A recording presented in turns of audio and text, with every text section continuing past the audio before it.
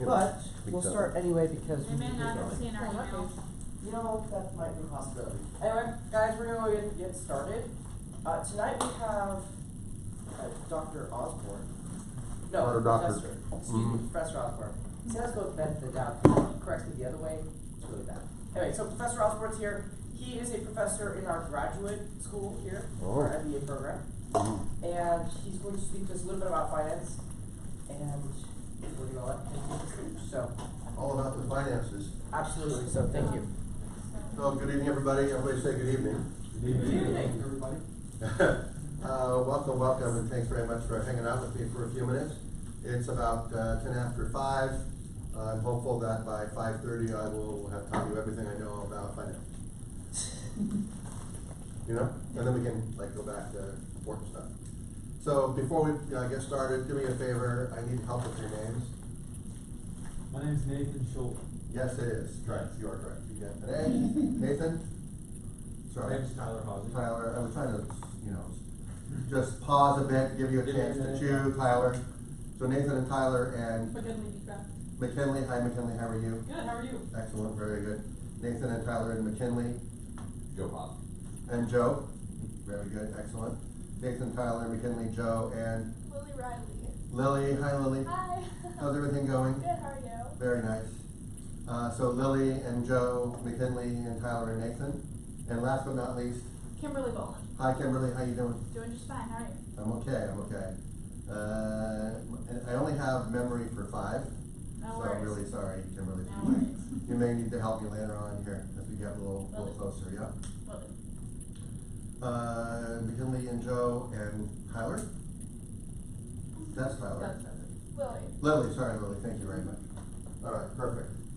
Okay, and so as Alexander mentioned, my name is Don Osborne. I am now professor of marketing at Concordia University's MBA program. I've been teaching here at Concordia. This will be my 7th year. Everybody say wow. Wow. Wow.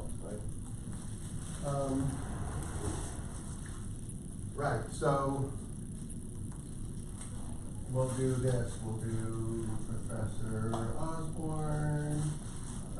This is a finance discussion.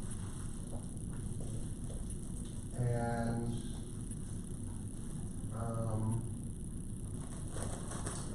one of the classes I teach at Concordia is capstone. What's it called, please? Everybody? Capstone. One more time, twice as loud? Capstone. That's right, thank you very much. So, can someone tell me what capstone is? If you don't know, just state it. John. Is it the final business study that you do right before you? That's exactly what it is.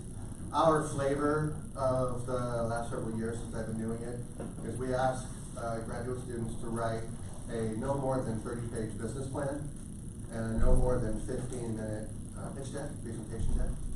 And then they have to turn that in for final grading, and they present their pitch for their business plan to myself, the other capstone instructor, Professor Helms, who's the finance instructor for the School of Business, Graduate School of Business, and then Dean Muller, Janet Muller, who is one of the 3 main evaluators.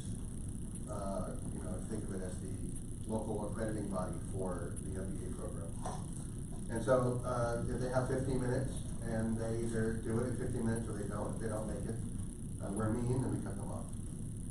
And then we evaluate them on the spot, live in front of the other students, give them some questions, give them some feedback about what they might, what we like, what they could do different, about their business plan ideas. So that's some of the background. Before I taught here, I taught at Redlands and other schools, and in addition to teaching, I also have owned my own company for many, many years. I have a admissions consulting service where I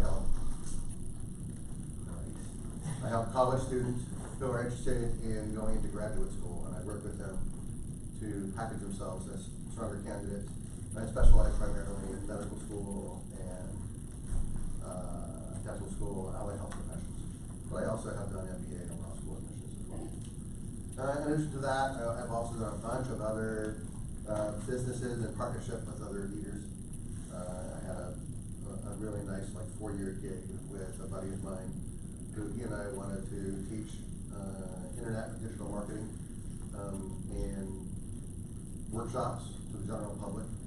So for about 4 or 5 years, I ran around and did like 14 or 15 seminars a year all over the country in, hotels mostly, working with people who come in on a Friday and they stay all weekend, and we have a big celebration at the end of the weekend. And they'd have their new website and their new business started at the end of that time period. So that was a lot of fun, and I've also done some consulting work with others who were interested in internet marketing or digital marketing.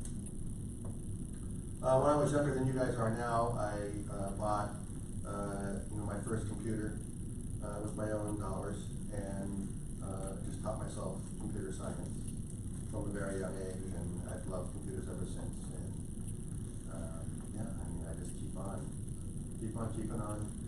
I do have an Instagram account. It's not my name. So we keep on, trying to stay on top of the hashtags with the Insta. Let's get into these questions. Do you guys have these questions? Probably not, right? Excellent. That makes it more fun for me, because now I can say, regardless of what the paper reads, I can say whatever I want to make it sound official. Much easier on me. There are 4 questions or topics that Alexander would like me to talk about today. How do you project revenue?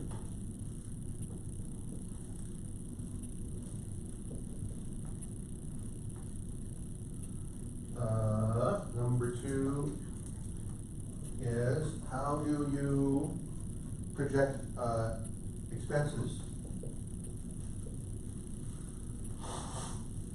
Number 3,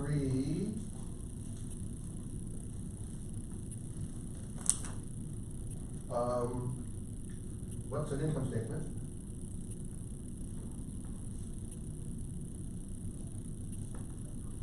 Number 4, how much should you ask investors for money? How much money should you ask for? So determine I'll put it in quotes here, determine the ask. And number 5, what's a break-even analysis?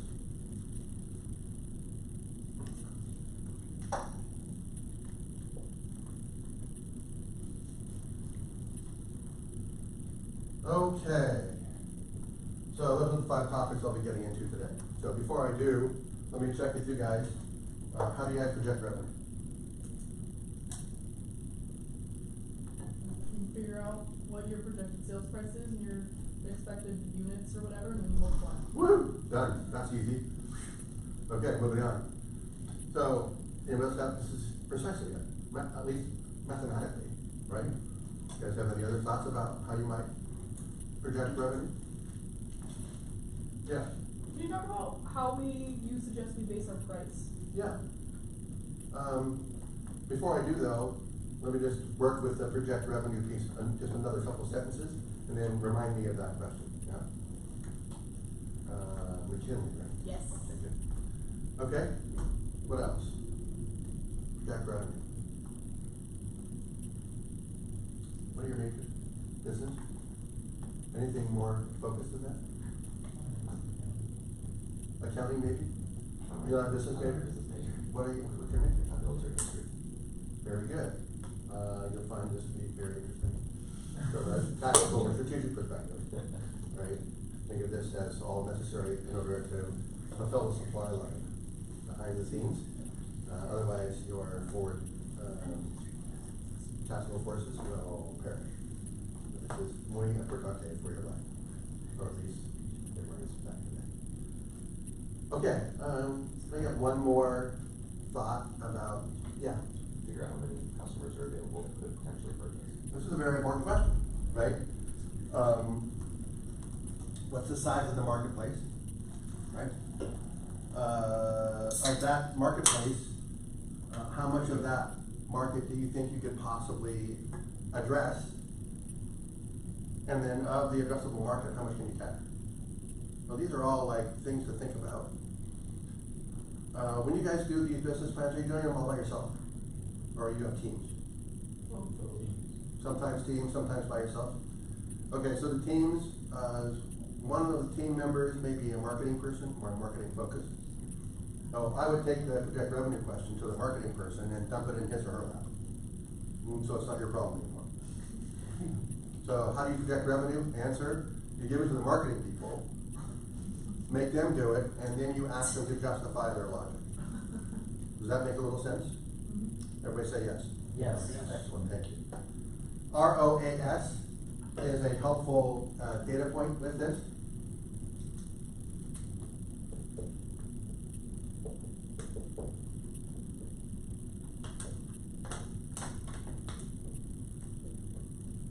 Return on your ad spend. So with that little acronym, I'm hoping to open up an entire world for you to think about. There's lots of different ways to calculate revenue. You can calculate it by forecast number of units sold times the average price of those units equals total revenue. You can also think about pulling yourself out of, say, an accounting or finance perspective and looking at a marketing perspective and say, well, how much money am I going to be spending in this market in order to capture some percentage of the marketplace? What did that ad spend look like? How many people am I going to be attracting, or how many buyers am I going to be attracting? What kind of units might they purchase? And then how do I calculate my conversion from an ad spend to a buyer? And now I have that number figured out. And now that number is tied to a cost of acquisition. So I'm thinking about not only what the accounting or the finance side looks like, but I'm also thinking about how am I actually going to pay for, how am I going to buy these buyers? Does that make sense? Everybody say yes? Yep. Yes. Excellent. Before we move on to price, anybody have any questions on this piece? And you don't have to have a question this second, you can have questions later, it's okay. Ask your question. Okay, how would you suggest we go about setting the price? Good, I love that. So McKinley, have you ever bought anything? Yes. Okay. When you bought something, did you shop? Yes. Very good. And did you compare prices? Yes. Why? So that I would know roughly what I should be spending on it. And so then you made a decision. Yes. Did you buy the cheapest one? Probably not. Did you buy the most expensive one? Probably not. Okay. Why? Because the cheap one might mean like lower quality, depending on like what it is I'm purchasing. This is very good. And then the higher You're one. absolutely right. The cheaper one means what? So be careful about having a business plan that says, oh, I'm gonna make bottled water, but I'm gonna sell it for 10 cents. less. Sell it for what? Less. Less. What, everybody please sell it for? Less. Thank you. Why is that a bad strategy? Because the perception by the consumer. Yeah, because the consumer thinks that the water is not gonna be as good. What else could happen? What will Nestle do? No, probably not. Possibly. What will they do with their product of water? Their water, bottled water? Change the price? To what? Less than yours. Match yours, and now we have a little price war, and they have more money than you have, at least initially, and now you're screwed and you're crushed. Does that make sense? So being a low price leader is a strategy, wouldn't you agree? But it's not always a great strategy, and most commonly, unless you're Walmart, it's a bad strategy for most businesses. And you'll forgive, please join me in asking forgiveness from Dr. Michael Porter, who kind of created the Porter's generic 3 strategies. The first one being low-cost leader, the next one being differentiator, being unique, and the third one being kind of unique but a little copy of some of the unique features of somebody else. So you may want to take a note. Dr. Michael Porter, generic 3 strategies. This will help you think through your business plan, business strategy. Okay, so let's do the arithmetic, right? Can I build a price based upon my costs? Say yes. Yes. Okay, so that would be cost up, right? So what's another way of describing coming from 0 going up? Right? Plus. Cost plus. I love that. It's also a nice market if you want to shop. What's this going up? Anybody have an idea? Increase. Less than loud? increase? Yeah, so bottom-up pricing is the book terminology for this. Okay, so you can run your pricing bottom-up. At all your costs, stick in some labor dollars, hope and pray, there's your number. And then you figure out what profit you want, and now you got your number. Okay, that's one way to do it. There's another way to do it, which, if this first one is bottom-up, the next one is probably what? Top down. Top-down. See how logical you mean? Perfect, right? Simple, easy. These things all follow patterns. So top-down technique, top-down really isn't top-down, they call it that, but it's not that. It's looking at all your competitors and their pricing, and then figuring yourself out in the marketplace. It can be handy to do some kind of a 2x2 matrix. You ever heard the term 2x2 matrix before? Say no. No. Yeah. So 2x2 matrix, and then you can say, you know, some scale here, more, less, you know, and this would be better, and this could be worse, right? Could do that, 2x2. And we can use 2x2s for all kinds of stuff, right? Does the vertical axis have to be more and less? Say no. No. Could be whatever, and the worse the better, does it have to be worse the better? No. Could be whatever. So, can be very helpful in comparing, Tyler. Say again? Nathan. Nathan Tyler? Oh, sorry. Tyler, if you could drive a car, let me choose. What would you drive? An Aston Martin. Right, of course you would. Would it be the 7? Would it be the 9? DB11. Don't hold back, bro. Okay, so, right? Sorry, I'm losing it again. Nathan, Tyler.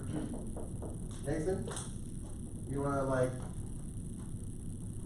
ride in his hoopty? No.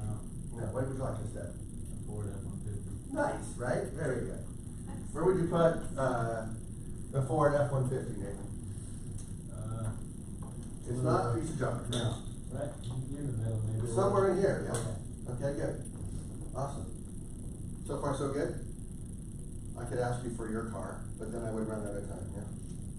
I'm really sorry about that, yeah? And I could ask Joe for his car, right? And I would run out of time, right? And these guys, and so I'm just gonna make some dots over here for some example cars. Okay, so now we're gonna take your projected automobile, and you wanna do your pricing top down. And here's a way to do it. Now you can pick a spot. I'll use a star to determine, you know, our company car that we're envisioning. Put a star somewhere. You wanna be over here? You know, maybe you wanna be right here, I don't know. Figure it out, right? You have to think about your strategic plan, your overall strategic plan, and how the price fits that strategic plan.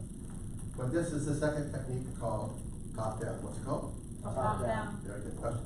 So you could probably only do like a top-down pricing model if you had established competition and you were in a market that had, or you were in an industry that has a similar product to yours, right? It's a great question. It seems logical, but then you could never price anything new. Okay. So the answer is no. Okay.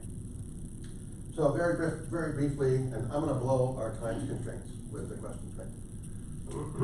Muppy. You're fine, it's not you. It's me, I can't just give a BS answer, I actually have to give the answer, so. Here's the market, okay? It's for, I don't care, hummingbird feeders, right? This is how much money is being spent on hummingbird feeders, let's just say in the United States, just for fun, right? But we'll call it all the money, yeah?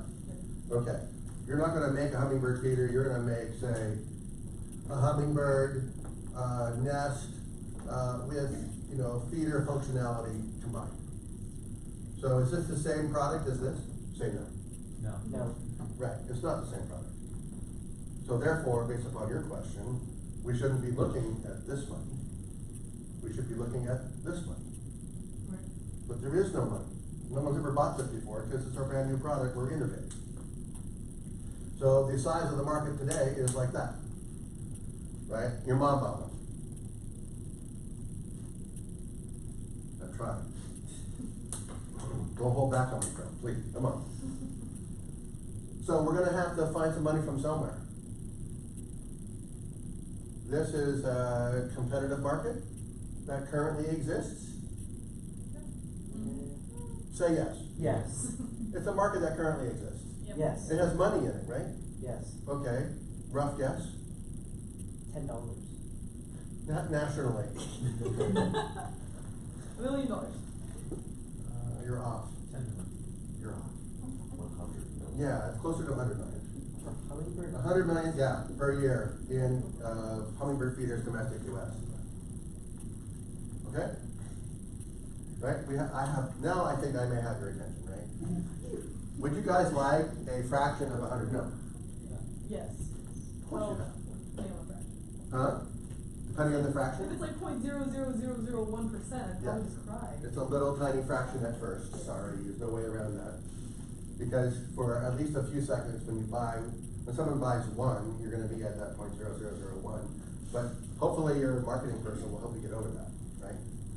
So we're gonna have to take a slice, take a what, please?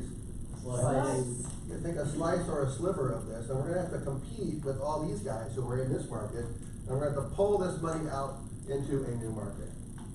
And that's answering your question, is like, oh, but if we don't have a current market, how do we figure out the money piece? You have to take it from them. Because the buyers are already buying the product that is serving their needs as best as possible today. And you're trying to provide a competing good with unique, perhaps added benefit there. But that's still the market, right? This is a concept that a lot of people just get lost in. But it's happening all the time. You can take a look at it, with the phones and the laptops in the room and see how the market is working, right? You've got, 1, 2, 3 iMacs. You've got 1, 2, maybe 3 Apple Watches. Yeah. iPad. And then iPhones. Right. And then we also have what are you carrying, Joe? Or it's a dollar. What are you doing? What happened, man? I decided that I wanted to do work done. Your parents just not love you or something, no? No, the economy doesn't love me. Yeah. You have to buy it yourself, you Yeah. pay for it yourself. See, this is why you need to be in this class, so you can win the competition, make the money, and get the Apple. I'm probably just gonna buy new tires for my car. Why is Apple so prevalent in this marketplace in Orange County? Why do we have so much Apple product in the room? Yeah. But is that the cause, or is that just like some kind of a correlate? I mean, it's a good question, fair. It's worth thinking about. It's like, just because mom and daddy make a lot of money doesn't necessarily mean they always buy Apple, fair. There's another thing going on, yeah? Price premium. Price premium, yeah. So the value proposition to the product, it may be compelling. So if I had more time, I'd poll you guys, why do you have an Apple? Why are you using an iPad? Right? Oh, because of the pencil? Yeah. That's the only reason? Yeah, that's a damn good reason. True. I mean, are you using Notability or something? What are you using? OneNote? Yeah, okay, good. OneNote works. OneNote is the bomb. I'm obsessed with OneNote. Right. There's so many good things about it. Right, exactly. We could go on. Can we just change this to a OneNote lecture? Sorry, really sorry. Biggest proponent of OneNote. I think we have. Okay, so I've worked this topic to death. Wouldn't you agree? Say yes? Yes. Yes. Can we move on now? Say yes. Yes. Okay, so how do you now do expenses? Somebody say same way. Same way. Yeah, you do the same way. Now, so expenses are a little easier because all you do is shop them. Yeah. So what are we making? What is the product? Hummingbird nest with feeder. Hummingbird nest with feeder attachment, right? So we just go find manufacturer. Hey, here's my spec. Can you please tell me how much you charge me to make one of these, and off you go. And then you have to add stuff on top of that, like what else? What do you need to add on top of that manufacturing cost? You guys are smart. You guys already know this. So say it. Labor. Good. Yes. Whose? To make it. Yeah. So that's already the manufacturer. He's baked in his labor dollars into his cost, his price, to you for how much he's going to charge you for it. But there's also other labor on top that you have to pay for in addition to this. So what's that labor? Distribution, overhead. Yeah, so the big word is overhead, right? There's a whole category, professor, come right now. Distribution is like one line item, so what do you mean in English? What do I mean? Yeah, Like, distribution. like packaging and selling and Oh, shipping it. oh my God, that's like 9 different things, right? So packaging, you have cardboard. You with me, right? These are all expensive. Okay. Where are you gonna go figure out how much the cardboard is? Gonna ask where I buy the cardboard from. Okay, well, who Our asked? supplier. Ooh. Be specific. Tell me the name of the supplier and don't make it up. The Sorry? Cisco. International business. But you won if they make cardboard, right? That big one. But there are companies like Uline and other companies that just specialize in cardboard, and well, either you can buy an existing cardboard box at a lower price, or you can have a cardboard box custom made. You need to call those people and what? Ask how much it is. Yeah, what does that sound like? Huh? Hi, my name is Nathan. I am a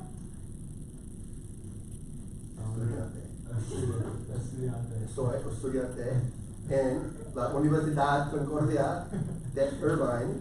Yep. Yeah, Almamo. Right, you got it? Okay, and then now the rest in English. How much is your box? Can you help me? Right. Can you help me? I got a product, it's this size by this size. Right, can you tell me how much you would charge me for a custom one? Make sense? You just appeal to whoever answers the phone, salesperson, for help, and leverage your student ID card, right, as like, I am pathetic, please help me, right? The pathetic game. You guys all know how to play pathetic game because you all have your parents' work. Fair? True or true? Yeah. Not so much? Not so much. Your parents know the drill? You can't work them with the, oh, but Yeah, no. Mom, That didn't work for me. I would never ask, but you know, no, nothing? I tried it once, my dad shut me down hard. One more time? I tried it once and my dad. He shut you down? Well, Well, that's so mean. Yeah, very good. But he has another technique. He's got other things that he will agree to if you negotiate. Fine. Let's bring it to okay, so that's expenses. How do you figure out expenses? You what? You ask, right. So expenses, you shop. All right, so now, before we get into what is an income statement, you guys already do income statements all the time. You write them constantly. Has anybody ever taken a moment and figured out, okay, here's how much money I'm gonna get this month. And here's how much I have to spend this month. This is how much I have left over this month. That's called budgeting. Right, also called that's an income statement. So, anybody ever heard of like, oh, back of the napkin math? I'm not gonna actually like waste napkins, but you could literally take, you know, most of the work of income statement back of the napkin and just do it really simply. So why, you know, what's the deal with income statements beyond that? Well, there's two things. There's generally accepted, 10 minutes, I have to go? We're done already? Fine. 10 minutes. Is that what you said? What? You went like this. Yes. What does that mean in English? 10 minutes. Okay, good, perfect, just making sure.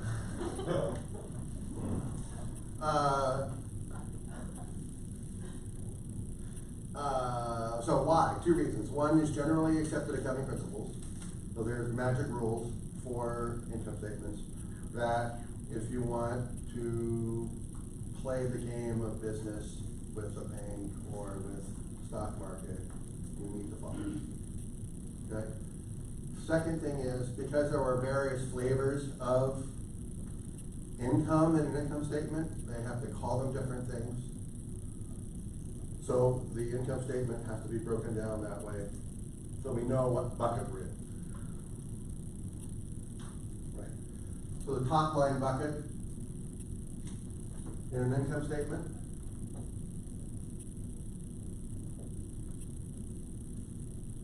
First off, income statement is typically divided into 2, maybe 3 parts, right? The first part broadly is called revenue, This, so revenue, expenses, and what's left over is, Equity. yeah, a lot of different words, right?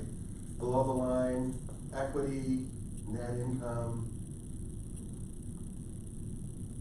profit, thank you very much. So, income, expense, profit. Don't make it harder than that, it just hurts your mind, right? Don't, yeah. Okay, so the first thing that comes in the bucket is revenue. And then we call revenue because not all the money is actually income. Some of that money is being used to make the product. So you're gonna subtract out what? Costs. Yeah. COGS, cost of goods sold. I'm not gonna go farther than this because why? You have access to the Internet. which has all this in agonizing and excruciating detail, right, that you can get for your specific objectives. Because once we get past, like, right into here, what you put in matters and varies depending on the kind of business you're in. If you don't have any, if you're not doing any manufacturing, then you might not have any COGS. You see, it's too customized. So already I can't really write a universal income statement that applies to all your business plan ideas. I can kind of draw in general, right? Revenue, expenses, and then some variation of net income down here. The rest you need to figure out based on your specific circumstance. So far, so good? Questions on that? That's pretty good, right? Pretty easy. Okay. I'm gonna skip 4 because 4 should, we should talk about 4 after we talk about 5. Okay, so break-even analysis, what the heck is break-even?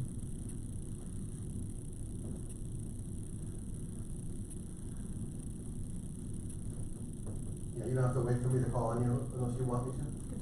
Who's feeling left out? You want me to say it again? Yeah, They do.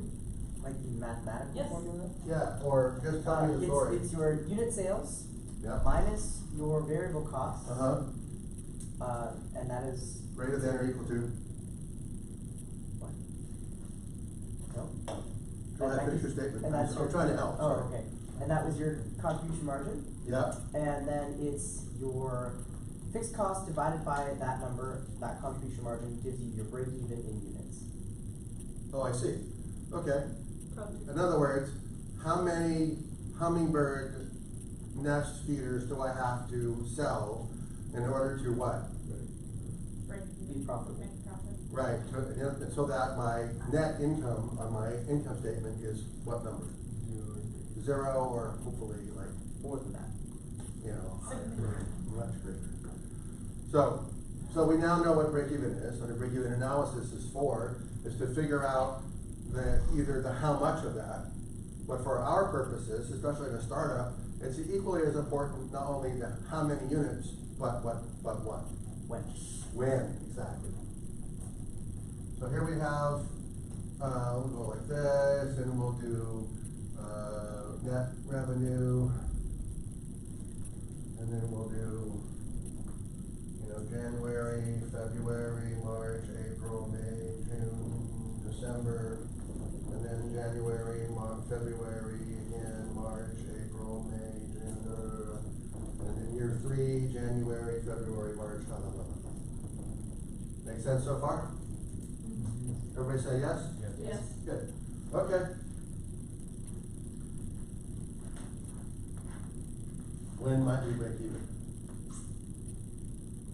When would it make logical sense that we would not break even?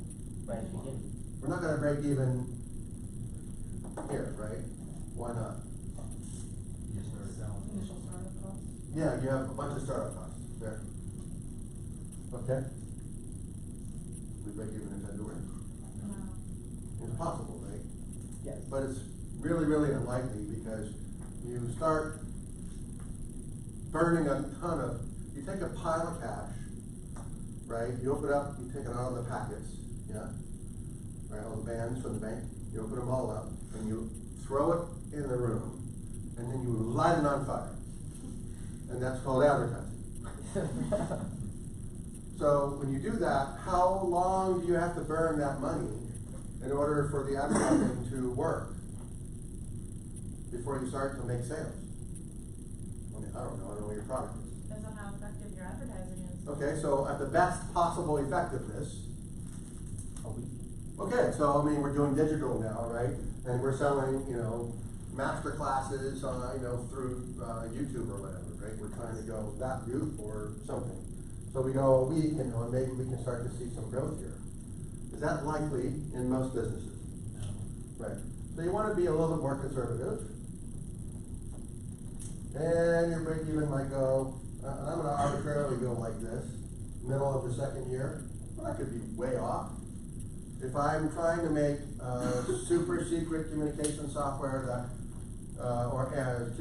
super secret communications hardware and software that communicates with the super secret satellite and the super secret military planes that I can't tell you about unless you have super secret clearance. And I'm going to do that, right? I'm not going to break even in year one. Make sense? It's going to take me a while just to do the manufacturing. Reasonable? So it might come out to here, well past year 2, before I start to see $1 of net income. Got it? Okay. So all this, during this entire time when I'm doing all this R&D, what am I doing with the money? Spending it. Yeah, I'm spending it. Yeah. I'm basically putting more money in that nice bonfire I created, Alexander. What am I doing? Feeding it. More burn, right? More burn. Oh, what kind of things what am I spending it on? Expenses. Huh? I didn't hear what you said. Expenses. Yeah. This is, what I love about this is it's not only true, but it's also obviously true, right? Very good. What kind of expenses specifically? Labor Yeah. for your Then employees. we just say, like, Alex's paycheck, okay? Alexander's paycheck is, your paycheck is in this big pile of burn, right? Right. Who else's paycheck is in this big pile of burn? Yours. Fine.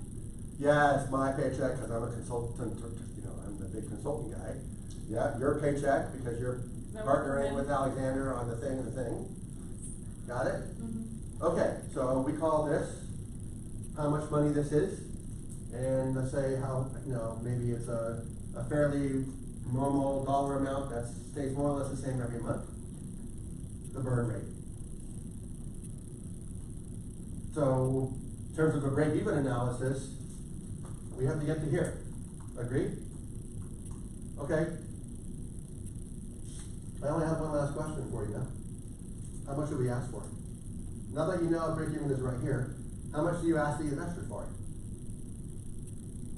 However much you're gonna burn to get to that. Oh, yeah, you ask for the burn. Can you feel the burn? Make sense?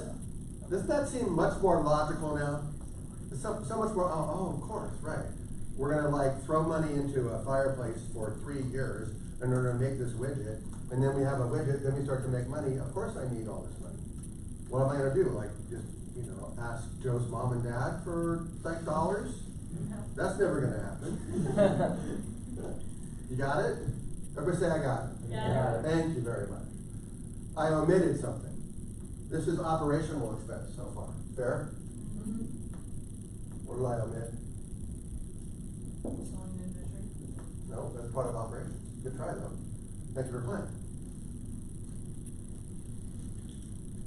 If it's not operational expenditure, it must be non-operational, also known as Capital. capital letters? No, capital expense.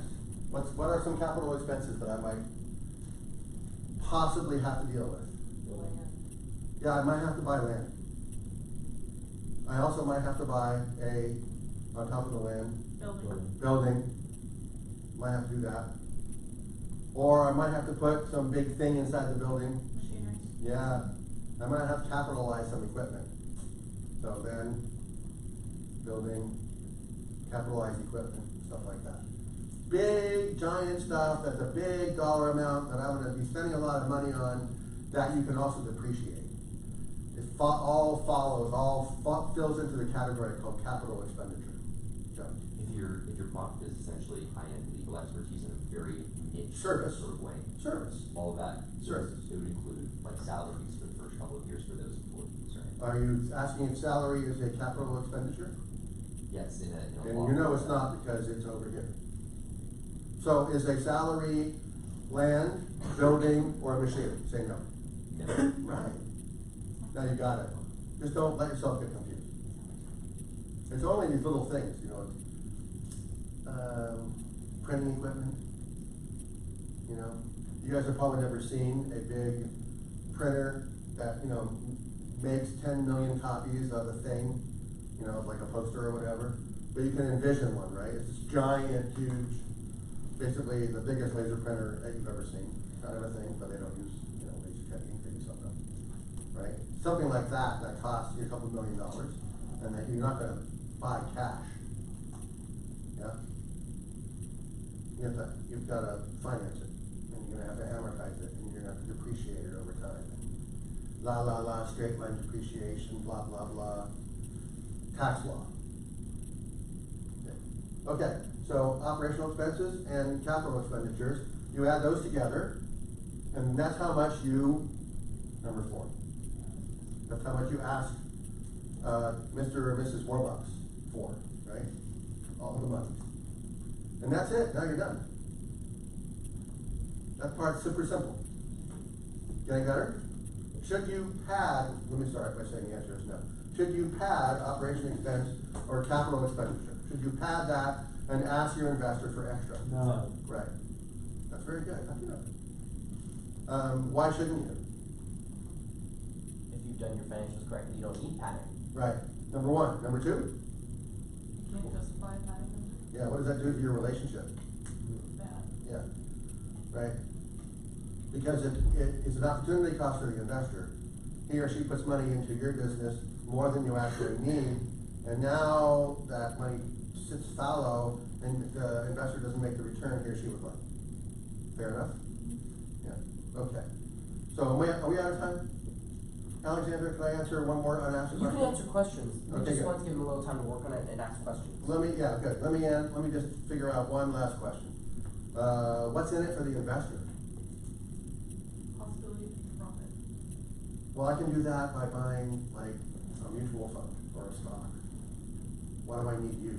Percent of ownership? Sexy, how much? Depends on the value of your startup. Well, I mean, you gotta figure out your operational expenses and your CapEx, right? So your total expenses are blah, blah, blah, but how much burn you're gonna use, plus the equipment is about $1 million, so you're asking me for $1 million. Okay, so now I'm gonna write you a big fat check. Yeah. Okay, what's in it for me, bro? 1%. Stop. I can get 1% in T-bills. What do I need you for? You're much riskier. You're an untested business that's never been started, and you know, God knows I love you, but you don't have a lot of experience. So why should I risk my $1 million on you? Because it's like fun? I'm sure we'll have a good time. Because you like me. I do, but not $1 million worth. Because you can probably afford to. No, that's not the real reason though. I mean, I could afford you without you.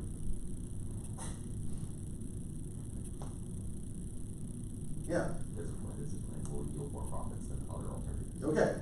And I get to do what in that? More money. I get to share in that. So that means when you write a deal with me, the deal better be sweet compared to what other percentages I could possibly get in the marketplace. So what can you get in the marketplace right now? Bonds, T-bills? 13%. No. God. I mean, that would be so awesome if I could get that money. And if you know where I can get that money, we have to talk. That would be amazing. What is the current T-bill rate right now, or T-bond? 2.5%. Yeah. So it's gotta be something sexier in 2.5. 2 points is not gonna fly. 5 points? 5 points is not gonna fly. You know what hard money lending is? Ever heard of that terminology before? Private lenders. Where you go to Bob's house of money and borrow money from Bob, and Bob says, well, sure, you can go ahead and you can find an interest rate at 2.5 or whatever in your credit union, but you don't qualify because your credit is garbage, blah, blah, blah, I'm gonna need at least 10%. And I want it all upfront. Okay, that's hard money lending, or that's private lending. So, it's gotta be better than 10%. Cause I can already take my $1 million over to Bob's house with money, and Bob will give me 9. He'll lend it at 10, he'll pay me 9 to borrow it, he makes 1. Everybody gets happy, we all get well. So, something better, yeah? Okay, so a reasonable question you might ask is, well, Professor Osborne, what do the MBA students typically offer in their fancy capstone business plans? What do they offer? 20, upwards of 20. And it's usually equity, so it's an equity of between 20 and 50% of the business, plus a rate of return. So they're getting a mix, right? We're getting a part of ongoing profits, and then we're getting a big payday at the end. Last but not least, I've got 4 minutes before my class next door. Last but not least, you need to think about exit strategy. You need to think about what, please? Exit strategy. Thank you. And I don't mean like how do you get up and walk out of the room. How do you sell your business? How do you cash out? I want you thinking about who you sell the business to. Think about that as you build the business. So that you can have a target customer. Ideally, if the target customer is another business that has acquired small businesses like yours before. They're part of their business is to be in the business of buying businesses. Can you name a couple companies that do that? Google. Disney. Disney? Amazon. Who? Amazon. Amazon. Disney, Amazon, Apple. Microsoft. and Apple. Okay. Right? Who else? Microsoft. Yeah, those guys. You want to set yourselves up to be so delicious and so tasty that they'll buy you. And now we can all make a lot of money. Fair? And then you do it again. And now you're a serial entrepreneur and come back for your income. Does that work? How'd I do? Lovely. Okay, excellent. Thank you guys very much. Any other questions? Any other questions for? More questions before I leave? I think they're exhausted. That's right. Thank you. Yeah. You're welcome. Thanks for this. I appreciate it. Needed that. Okay, my pleasure. I'm going to take this half down Please do. and bail. And any more? Oh, good. I think I will. Yeah, you're doing